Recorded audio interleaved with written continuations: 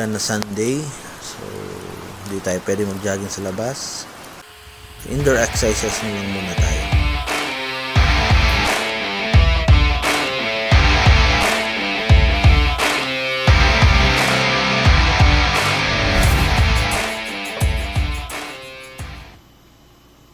So, yan. Half cup muna tayo dahil nagda-diet tayo. Sarap. Good day to you guys. This is the day 2 of the Success Blueprint Challenge by MJ Lopez. So, day 2 is about planning. So, gaano ka-importante sa akin yung planning? Sobrang importante. Kailangan ko rin ng planning para sa mga mas malalaking task or goal. Kasi minsan hindi mo kayang gawin sa isang araw yung mga malalaking bagay so kailangan hati-hatiin ko siya. So ganun. Kaya ngayon kapag nakaplano, maiwasan ko yung mga tulad sa business ko. Iniiwasan ko yung mga rush orders kasi madadamay yung ibang mga task ko. So, ganun. At plus, yung decision fatigue. So, mahirap kasi mag-isip yung sunod na gagawin mo. Yun yung tipong, yun, pagod na yung isip mo, kakaisip, ano bang susunod kong gawin?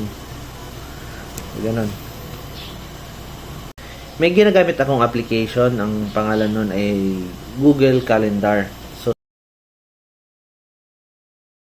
Sa Google Calendar, ang kagandahan doon kahit pangit yung sulat mo, tulad nito,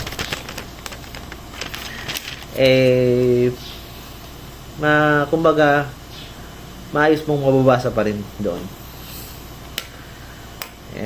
Kagandahan din doon, synchronized na yung mga task mo. So, kahit nasa laptop ka or nasa cellphone ka, andun yun.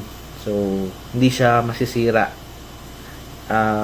Kahit kung sakaling nakalista lang sa papel, okay din naman, pero mas prefer ko yung sa online na siya. So kahit makalimutan ko, naiwan ko sa itong note ko, naiwan ko sa bahay, ma-access ko pa rin. Meron din siyang notification na i-remind ka na ayun, may upcoming kang event, may task ka pang remaining, ganun. So, bihira na may makaligtaan ka sa mga task mo. Meron din siyang timetable na kung saan may mga time slot na siya na kung doon mo siya ilalagay. So, pag ganun, may iwasan yung overlapping ng iyong mga task. Maiiwasan yung multitasking. So, isa yun sa aking kahinaan, yung pagmumultitasking. Gusto ko, pag may ginagawa ako, focus lang doon. So, yan. So, ito yung sample goal ko for the day. So, Sunday ngayon. Maraming family time.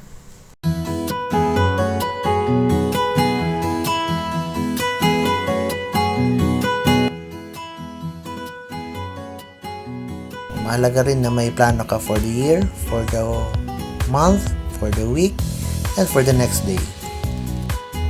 So, yun lang yung may-share ko ngayong day 2 ng Success Blueprint Challenge. May mga susunod pa tayong steps. So, abangan nyo na lang yun.